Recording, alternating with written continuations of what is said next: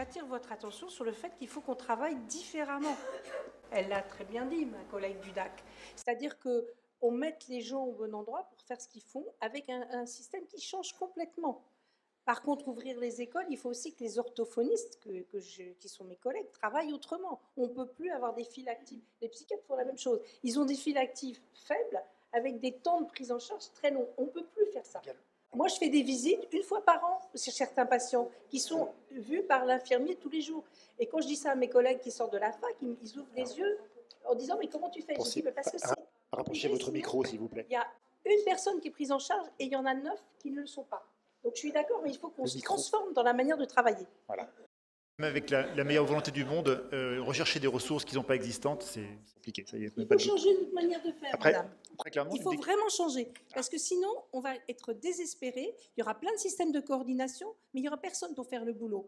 Et deuxième point, il faut valoriser les gens qui font le travail. Non pas que vous en faites pas, mais les assistantes sociales, les professionnels de santé qui se déplacent, qui vont voir une partie. Il y a une partie de la population parisienne qui n'a plus accès aux soins juste parce qu'ils sont vieux et qu'ils ne peuvent pas sortir de chez eux. Donc je pense que c'est les enjeux actuels. L'histoire du ticket modérateur, moi ça me met en colère. Ce n'est pas le problème. C'est comment on valorise les gens qui ont une expertise, qui savent travailler. Et il faut changer nos matières de travailler parce que l'expertise, elle doit rester sur l'expertise, la prise en charge rester sur la prise en charge, mais il ne faut plus aller voir les gens toutes les semaines. On ne peut plus faire ça. En revanche, mettre des systèmes de surveillance opérationnelle, oui.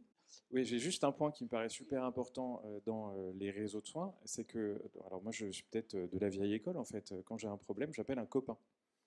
Et en fait, le téléphone, c'est ce que vous disiez, c'est l'idéal. Et donc, je suis d'accord avec la remarque de Madame Abadi sur les acronymes, etc. Mais en fait, si on veut orienter correctement un patient, le plus simple pour moi, c'est qu'on me dise, ben, en fait, vous allez appeler telle personne, et cette personne-là, alors ça peut être le rôle des DAC, je ne sais pas, je n'ai pas tout compris encore, mais j'ai besoin d'avoir quelqu'un au téléphone qui me dise, mais en fait, mais en vrai, physiquement, qui me dise, ben, il faut l'orienter vers telle personne ou telle personne. Et cette interaction-là, humaine, elle est primordiale dans la prise en charge du patient.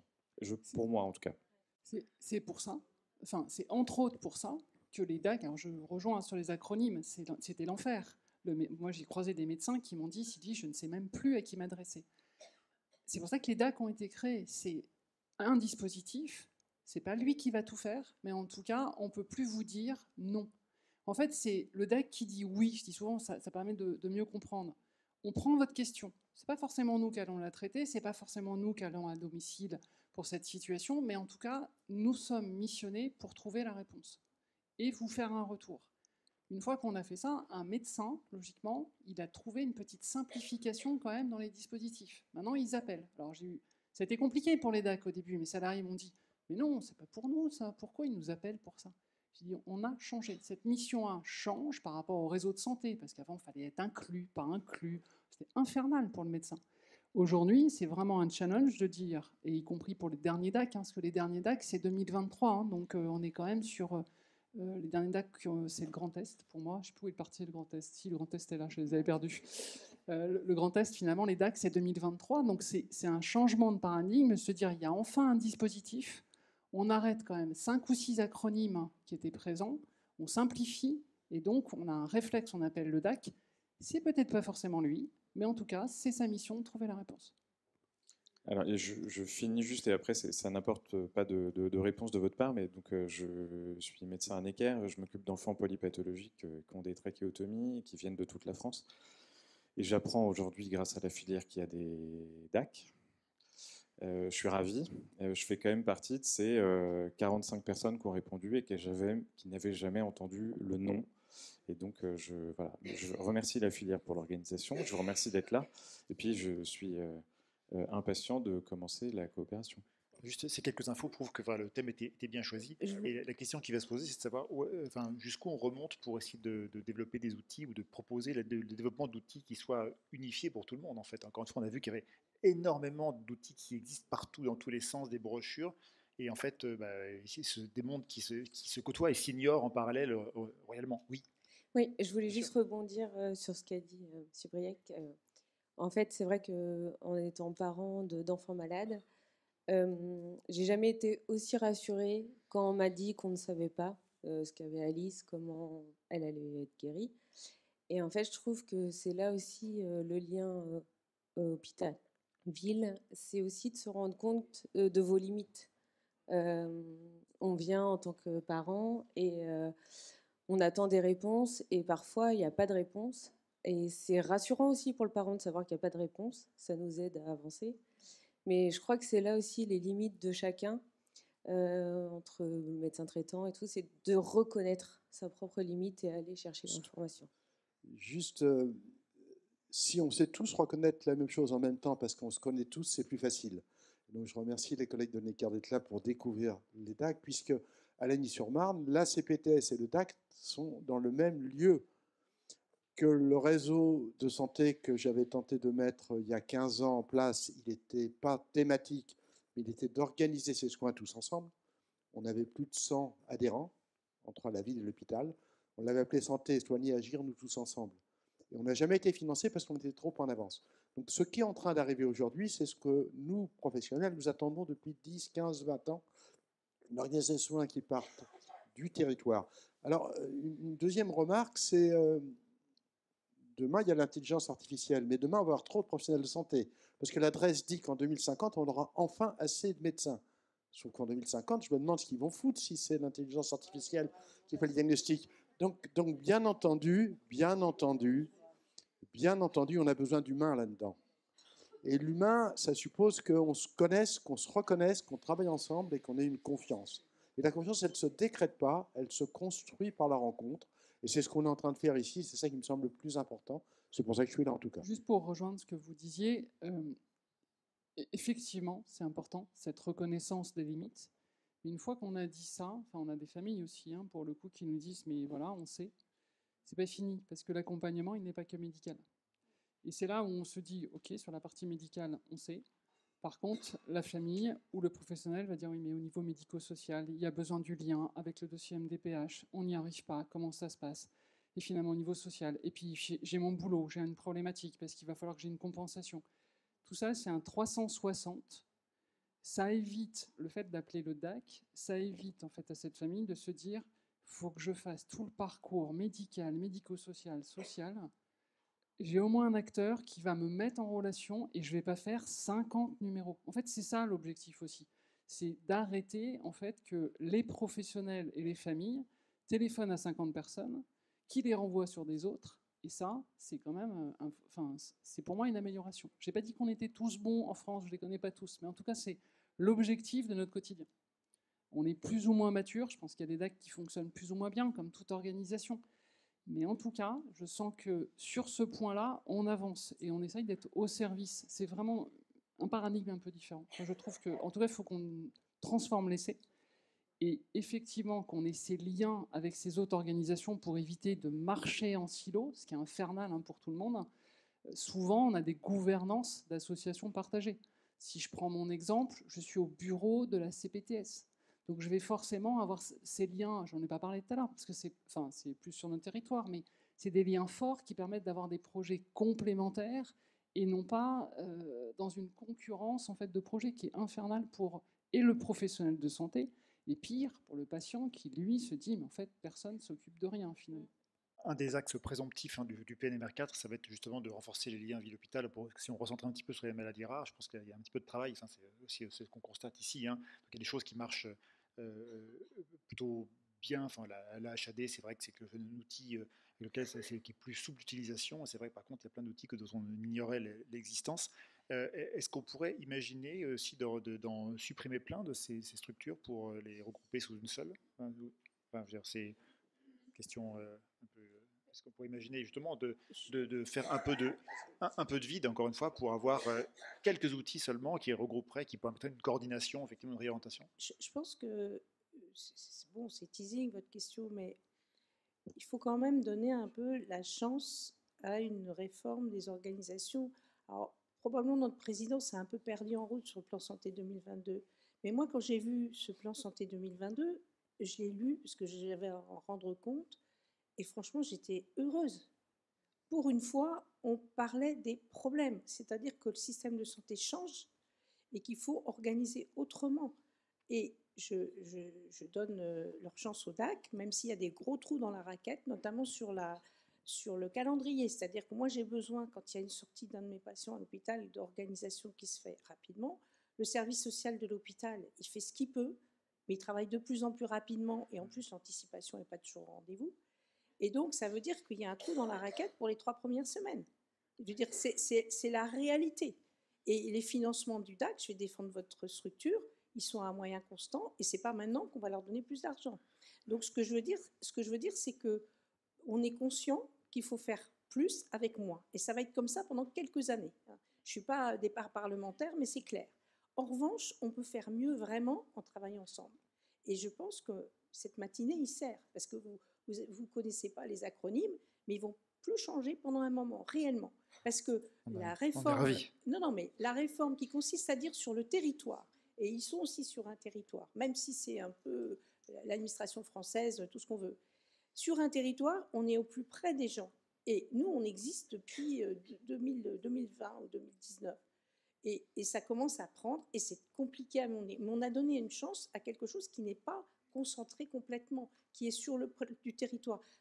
Association de patients, c'est les à bras-le-corps et travailler avec eux. Le DAC, c'est une ressource. Bon, moi, je la connais parce que je m'en sers depuis des années, parce qu'en ville, on les connaissait même si ça s'appelait Clic-Clac-Cloc et autrement, parce qu'on avait besoin d'eux. Par contre, il y a vraiment quelque chose, et ça, je vous le dis à vous, il faut que les effecteurs soient valorisés. On n'a plus de travailleurs sociaux. Alors, c'est bien de monter des coordinations, mais les travailleurs sociaux, on a besoin de leur donner des moyens, de l'espoir, parce qu'ils ne veulent plus faire ce métier. Et il faut aussi les recentrer sur des populations sur lesquelles ils ont un peu d'action. Parce que les précaires dans la rue, c'est désespérant. Ça veut dire qu'on fait un effort et après, je veux dire, on a vraiment un problème de métiers qui vont... Moi, je vous assure, il y a certaines visites où vous devriez venir voir comment ça se passe. On tombe dans des endroits. Et ce que je veux dire, c'est pour les enfants, ça doit être pareil. Il faut aussi réfléchir à où on met l'argent. Et on a aussi besoin de mettre de l'argent sur les effecteurs. Et il n'y aura pas trop de médecins, je suis désolée, il n'y en aura pas trop parce qu'on a de plus en plus besoin de soins. Et je ne parle pas des infirmiers qui sont très maltraités à l'heure actuelle. Et je pense que ces professions qui sont des effecteurs et qui continuent à travailler, il faut vraiment que tous, on demande à ce que ce travail-là soit fait. Tout à fait d'accord. On peut tout à fait laisser leur chance au DAC, il n'y a aucun problème, bien sûr. C'est juste, et justement, un des objectifs aussi de la journée qui n'était pas celui initial. Il ne faut pas qu'ils changent de nom parce qu'on change de ministre. Bien d'accord, mais c'est déjà d'en connaître l'existence en fait, et d'en faire la publicité. Peut-être juste une réflexion sur tous ces métiers de coordination, parce qu'on s'aperçoit qu'il y a des coordinations maintenant partout, et on a un sacré millefeuille, et peut-être qu'on pourrait réfléchir à des postes partagés pour faire davantage de liens entre ces différentes strates. Et je pense les DAC et HAD, par exemple, on a pas mal d'infirmières de coordination, et ce serait probablement drôlement riche de réfléchir à ce que ces coordinatrices puissent avoir un pied à la fois en HAD et à la fois dans les DAC.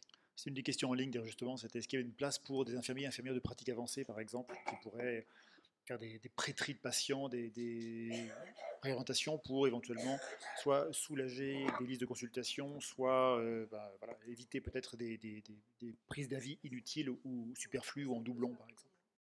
Il y a la question, effectivement, de la coordination parfois. Et c'est vrai qu'on dit souvent que quand il y a l'HAD, vu que vous avez cette mission de coordination, le DAC, dès l'instant où il a, entre guillemets, enclenché l'HAD, en tout cas s'est mis en relation, va avoir vocation à se retirer de la coordination pour laisser une seule coordination. Autrement, ça devient très bazar. Je suis assez d'accord avec vous pour avoir partagé un poste de médecin entre l'HAD et le DAC. C'est d'une richesse et nécessairement, il faudra arriver probablement à travailler là-dessus. Oui, c'est une autre, puisqu'on parle d'un acronyme IPA, infirmière de pratique avancée. Je me bats contre les acronymes dans toutes les commissions de toutes les instances, mais nous n'en sommes pas sortis. Au niveau du Collège de la médecine générale, puisque je le représente, nous sommes chargés de donner notre avis sur les fonctions que les infirmières de pratique avancée peuvent ou pas assumer. Nous intervenons, et moi et Paul Frappé, le président, nous sommes intervenus au dernier congrès des infirmières de pratique avancée pour donner notre avis. Nous souhaitons qu'elles prennent une place. Il y a un tas de problèmes qui se posent. D'abord, leur viabilité, parce que le modèle n'est pas encore abouti, mais également de ne mettre en danger ni les patients, ni les professionnels, en donnant des fonctions dont elles n'ont pas forcément la compétence, et on est dans une difficulté parce que comme il n'y a pas un médecin généraliste, mais des manières d'exercer la médecine générale, il y a des infirmières de pratique avancée qui ont plus ou moins de compétences dans plus ou moins de domaines. Alors, d'une manière générale, le professionnel doit savoir où s'arrête sa compétence, mais une fois que le texte est paru, ce n'est pas si simple parce qu'il y a une demande. Donc, c'est en train de se mettre en place et le modèle est encore complexe. Ça prend du temps, ça prendra du temps. C'est sans doute pas la panacée ni la solution à tous nos problèmes, mais c'est un outil de plus. Une petite réflexion, mais quand même, on observe, vu qu'on est sur le lien ville-hôpital, là où on a pu, qu'il y a des postes d'IPA, d'infirmières en pratique avancée au sein des hôpitaux, dans les services, ça a quand même considérablement amélioré le lien ville-hôpital et la relation. Enfin, on a enfin des interlocuteurs et ça crée en fait, même en sortie d'hospitalisation, une sortie beaucoup plus qualitative. En tout cas, je remarque notamment sur le parcours oncologie où ça se développe, on a une vraie avancée. On en est qu'au balbutiement, mais en tout cas, c'est vraiment un point fort entre le lien ville-hôpital. J'ai oublié de préciser que je parlais de celles installées en ville. Et celles à l'hôpital, effectivement, je les côtoie moins. Et deux questions. Première, il y a un lien officiel entre les DAC et les ARS, ou c'est deux structures qui évoluent, qui nagent en parallèle? C'est un lien, oui, officiel, puisque les DAC sont financés par les ARS. C'est eux qui me donnent les sous, donc parfait. En fait, oui, il faut... C'est important. Une question en ligne. Alors, je les regroupe un petit peu, parce qu'il y en a que plusieurs qui dans les thématiques sont à peu près les mêmes. Mais quelle identification des professionnels en IME, en institut médico-éducatif, est-ce qu'ils ont une prise en charge adaptée? Est-ce qu'il y a des liens spécifiques, effectivement, avec les praticiens, les professionnels de santé en général qui travaillent dans ces institutions? Je crois qu'il y aurait un besoin de visibilité, d'après. Il y a plusieurs questions à ce thème. C'est typiquement un travail qu'on fait au niveau avec les collectivités territoriales qui connaissent ces foyers. Et c'est typiquement quelque chose qu'on est en train de construire, parce que souvent il y a un désert, désert de prise en charge médicale. Et donc je pense que c'est vraiment un chantier. C'est pour ça que je suis contente d'être là aujourd'hui. Je pense vraiment que c'est des chantiers qu'il faut aussi mener localement. C'est-à-dire que on ne pourra pas avoir tout résolu. Mais localement, par exemple, nous, on a des foyers IME et on a mis en place un système d'accès aux soins pour des gens précaires. Et à mon avis, c'est des gens vulnérables et précaires. Et il faut aller vers ces institutions-là pour leur proposer des ressources médicales et paramédicales. Un petit point par rapport à la question précédente. Je crois qu'il ne faut pas mélanger les IPA et les infirmiers de coordination. En tout cas, eux, ils n'aiment pas qu'on les... La coordination, elle peut se faire partout. Et effectivement, les postes partagés entre les différents systèmes permettent effectivement une meilleure organisation, notamment des parcours, quand il y a des changements, etc. Donc ça, c'est... Et moi, je voudrais plaider pour mes collègues infirmiers tout bêtes. Je veux dire, les infirmiers IDE libéraux font un travail extraordinaire et on a valorisé leurs fonctions en leur faisant la fac, tout ça, IPE, tout ce qu'on veut. Mais on ne valorise pas la fonction infirmière qui, pour l'instant, en tout cas dans ma ville, sont le support des soins aux personnes et qui pourraient aussi peut-être aider plus les enfants. Et je pense que ces gens-là, ils font un travail formidable et qu'à un moment donné, ils vont en avoir marre aussi, parce qu'il faut voir comment ils sont rémunérés et organisés.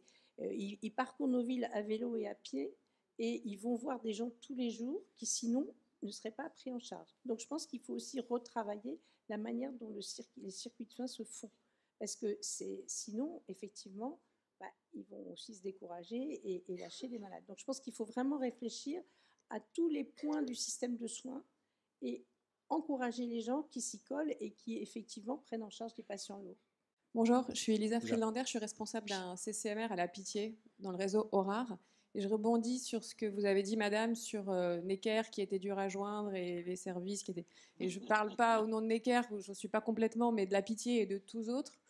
Vous n'êtes pas sans savoir que les CCMR, je vais même mettre les CRMR, nous n'avons pas de dotation particulière. C'est quoi CCMR? Les centres de compétences, et même pour les centres de référence, parce que c'est vrai aussi, nous n'avons pas de dotation spécifique pour du support administratif et de coordination. Ce qui veut dire que sur une journée qui comme la vôtre fait 24 heures et une semaine qui fait 7 jours, le temps pour les praticiens et pour les médecins de soigner les patients est extrêmement phagocyté par le temps administratif. Que nous passons à faire quoi? Remplir des dossiers d'ALD, des aides au remplissage, des heures passées avec les caisses de sécu pour renvoyer pour la 5e fois un document que nous avons déjà envoyé pour un enfant avec une ALD qui, bien sûr, ne va pas plus avoir cette ALD parce qu'il prend 1 an et que c'était son anniversaire. Vous voyez, donc nous n'avons pas de secrétariat à la PHP. Et puis je vais partir en France entière parce que nous communiquons beaucoup dans les réseaux. Nous sommes, je vais vous le dire honnêtement, nous sommes exsangues de faire des métiers qui ne sont pas les nôtres, chirurgiens, praticiens, généticiens, etc. On est obligé d'arriver à 7 heures le matin pour faire déjà 2 heures de paperasse avant de commencer à voir les malades et finir le soir et les week-ends. Nous ne sommes pas à plaindre, il ne s'agit pas de nous, il s'agit de la prise en charge des malades. Mais si vous voulez, on a tous des mois et des mois de retard pour répondre à des mails que nous flaguons avec des petits drapeaux. Et parfois, on se dit, allez, je vais m'en faire 10 entre 23h et 23h30. Vous voyez, donc c'est vrai qu'on est dur à joindre. Et les patients, ils pleurent parce que parfois, les patients ne peuvent pas venir au rendez-vous, ils n'ont pu joindre personne et on les attend et ça nous rend dingue en tant que médecin et les parents, ça les met dans... Mais on n'y peut rien, en fait, nous. On est au maximum de nos possibilités en tant que praticiens et nous ne sommes pas des secrétaires et pourtant on est des très bonnes secrétaires, mais nous ne sommes pas non plus des brancardiers et pourtant on est des très bons brancardiers. Et je vais vous dire un truc, on n'est pas non plus femmes de ménage et pourtant on est des excellentes femmes de ménage de nos services. Vous voyez, et il n'y a pas de saut métier, mais c'est juste que en fait, on est au bout du bout de ce qu'on peut faire en tant que soignant. Je vous le dis vraiment. Vous avez souligné ce que j'ai dit, il faut changer la méthode de travail. Vous n'avez pas à remplir des ALD 45 fois. Non, ce n'est pas la méthode de travail, c'est qu'il faut du support administratif pour faire le travail qui est le leur et que nous fassions le nôtre. Donc la méthode, tout le monde la connaît. Le parcours de soins, les gens ne sont pas débiles, les gens comprennent les parcours de soins. C'est juste qu'à la fin, ils trouvent à joindre personne pour faire ce parcours de soins écrit partout. Donc c'est... Il n'y a qu'à faut que, je veux bien, mais avec quoi? Au moins, cette matinée aura vraiment permis une définition des problématiques, une identification des problématiques. Alors certaines déjà connues quand même, hein, bien sûr, mais oui, le fléau des mails, ça on sait bien. Hein. Voilà, avec la petite angoisse d'ouverture des mails après 2 jours d'absence et des 80 mails qui s'affichent, dont 40 sont à traiter obligatoirement. Ça, c'est une malédiction récente, hein, mais c'est une malédiction ce truc-là. Oui. Les gens comprennent le parcours de soins, pas forcément. Je pense que c'est pas si simple en fait. Hein. On les voit bien, ces familles qui se disent mais j'y comprends rien entre parce que le soin au sens large, hein, le dossier truc muche à faire, je dois partir, mais ils m'ont pas répondu, etc. Et parfois quand quelqu'un qui a un peu de temps, je dis que les DAC, je vais le dire, on a un tout petit peu de temps. Donc en fait, il faut nous utiliser parce que c'est aussi pour ça qu'on a été créé, c'est de se dire le coordonnateur de parcours, c'est son métier. Quand on arrive juste à démêler quelque chose, à aider la famille ou le professionnel, parce que juste, il n'a pas le temps, il n'y arrive pas, il a 50 000 coups de fil à passer. Mais qu'on le rappelle en lui disant « j'ai trouvé ta solution », ça aide. Quand on dit à la famille « vous avez 3 numéros appelés, mais je me suis assuré que c'est les bons », c'est plus simple. C'est juste ça. Je crois qu'on ne peut pas dire que c'est simple et que tout le monde comprend le parcours de soins. C'est notre quotidien, donc forcément, nous, on comprend, et pour nous, c'est très simple. Agnès Bloch-Zupan, coordinatrice du réseau ORAR. Alors, je vais prendre ma casquette de chirurgien dentiste, puisqu'on a beaucoup parlé du médecin généraliste, et on sait que la santé orale, elle est quand même capitale dans la santé en général, et qu'il y a des difficultés d'accès aux soins, en particulier pour les populations dites vulnérables. Donc, je souhaite que toutes mes consoeurs et confrères soient des acteurs actifs de vos dispositifs et identifiés comme tels. Ils nous appellent, enfin en tout cas moi en Seine-et-Marne, je vais répondre pour le DAC Nord et le DAC Sud, parce que j'ai vu les statistiques, ils ne nous appellent jamais. Jamais. Mais après, est-ce qu'ils ont encore une fois, est-ce qu'ils ressentent une complexité sur des situations ressenties? J'imagine. Sur toute la partie précarité, effectivement, c'est pas nous, mais on est quand même en relation avec des réseaux précarité, des possibilités sur les passes, sur d'autres, enfin pour le coup d'autres dentistes qui se sont engagés sur cette.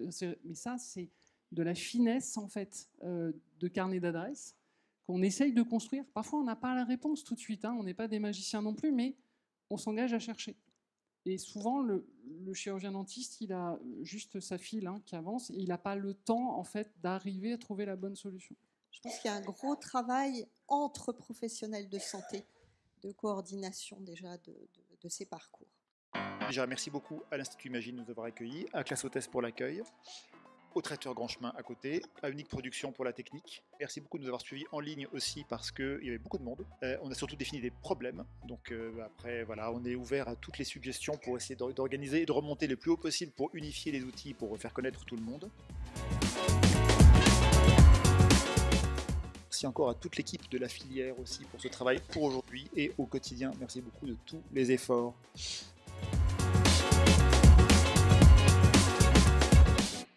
Voilà, et merci encore une fois à tous les intervenants d'être venus, de vous être déplacés et d'avoir aussi bien débattu.